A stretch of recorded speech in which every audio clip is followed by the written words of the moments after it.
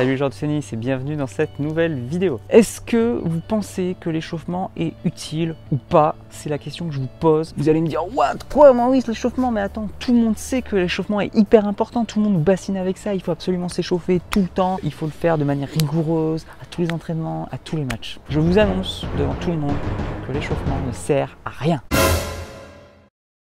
Ok, je vais relativiser un peu mon propos.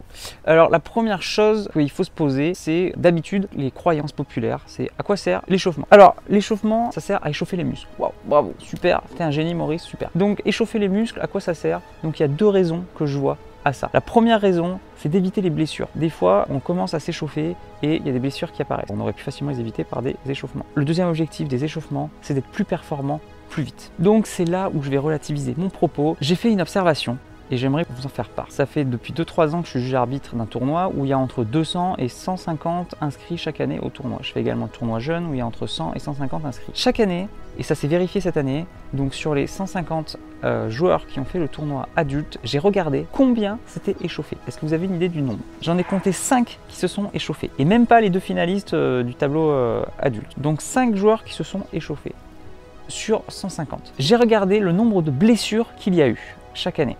Et le pourcentage est à peu près identique chaque année. Cette année, j'ai constaté 2 abandons. Un abandon qui, à mon avis, était psychologique, n'était pas du tout physique, et un abandon sur blessure.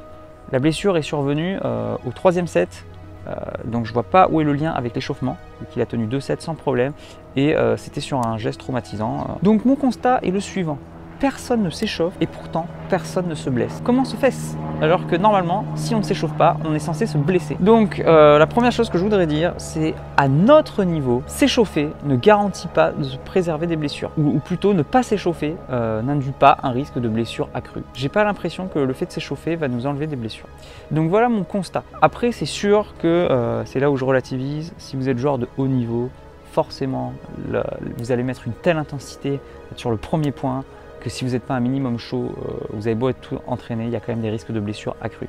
Donc cette notion d'idée de blessure, de préserver les blessures, à mon avis, est due au haut niveau et non pas à notre niveau de club. La deuxième chose, c'est est-ce que l'échauffement sert concrètement à améliorer les performances? C'est plus difficile à voir. J'ai l'intuition, j'ai envie de vous dire que oui, mais il faudrait faire des tests et vérifier. Parce qu'il y a plein de gens qui s'échauffent et qui pourtant perdent le premier set. Il y a plein de gens qui ne s'échauffent pas et qui sentent grave la balle au début.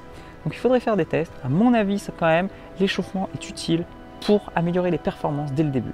Moi, dans mon cas personnel, à chaque fois que je me suis échauffé, j'ai été beaucoup plus efficace dès le début de match. J'étais complètement concentré dès les 3 premiers jeux et j'ai pris à la gorge mon adversaire qui était un peu tranquille au début. Donc pour moi, quand même, l'échauffement est utile, mais plutôt pour l'augmentation des performances, plutôt que pour la préservation des blessures. Évidemment, au haut niveau, c'est fondamental pour augmenter la performance. Il s'échauffe pendant 3 plombes. Et voilà, j'aimerais faire une aparté et parler de l'échauffement musculaire justement. Je me rappelle quand j'ai fait mes études, et oui, il y a certains trucs qui me reviennent de mes études, on avait calculé l'échauffement, le but c'était d'augmenter la température centrale pour faire augmenter la température musculaire. Et on s'est rendu compte que via ce procédé, il fallait entre 10 et 15 minutes, voire plus, il fallait un bon échauffement de 10 à 15 minutes pour que la température corporelle permette d'augmenter la température des muscles. C'est-à-dire que si vous échauffez, que vous êtes en transpiration et que le corps se réchauffe, et bien le muscle est toujours froid. Il faut passer 15 à 20 minutes pour que le muscle, la température du muscle s'échauffe et préserver ainsi des blessures. Donc ce qui veut dire que quand vous échauffez 5-10 minutes, et bien en fait, ça ne sert à rien. Vous avez juste passé du temps, vous avez augmenté la fréquence de votre cœur et c'est tout. Le corps s'est un peu réchauffé, mais pas les muscles. Donc, si vous voulez vous échauffer, faites-le bien, faites-le plus de 15-20 minutes, ayez un protocole précis et pas 5 minutes comme ça. Je tiens à préciser une petite exception. C'est quand on fait un échauffement court, moi je le fais souvent quand même, des échauffements courts, et on pourrait me reprocher ce que je viens de dire. Ah oui, tu vois, tu as dit qu'il fallait 15-20 minutes, mais là, tous tes échauffements que tu fais, ils durent moins de 15-20 minutes. Moi, j'aimerais parler de l'échauffement psychologique. On n'en parle jamais. Il y a l'échauffement musculaire, mais il y a l'échauffement psychologique. Le fait de se projeter dans le match est vachement utile. De mettre une activité physique au début va permettre de se mettre dans le match plus rapidement. Donc c'est pour ça que j'adore faire des échauffements, même s'ils sont pas longs, au moins quelques minutes, juste pour se mettre mentalement dans une routine de je m'échauffe, c'est parti, l'entraînement commence, le match commence et je peux me donner à fond. Donc pour moi, l'entraînement psychologique est très important, l'échauffement psychologique, pardon, est très important pour augmenter les performances et pour se mettre dedans. Voilà les joueurs de tennis, donc c'est un sujet que j'adore, hein, l'échauffement. N'hésitez pas, si vous avez des protocoles d'échauffement d'ailleurs, à en parler dans les commentaires. On manque d'idées souvent pour ça, donc je trouve ça vachement intéressant. N'hésitez pas à me dire ce que vous pensez de la vidéo, ce que vous pensez de l'échauffement, maintenant que je vous ai donné mon point de vue, et dites-moi ce que vous en pensez. Je vous dis à la prochaine, donc n'oubliez pas, si cette vidéo vous a plu, de vous abonner à la chaîne, c'est gratuit, et d'aller sur mon blog mauricefaitdutennis.com. Je vous dis à la prochaine pour une nouvelle vidéo. En attendant, n'oubliez pas, allez jouer au tennis, échauffez-vous,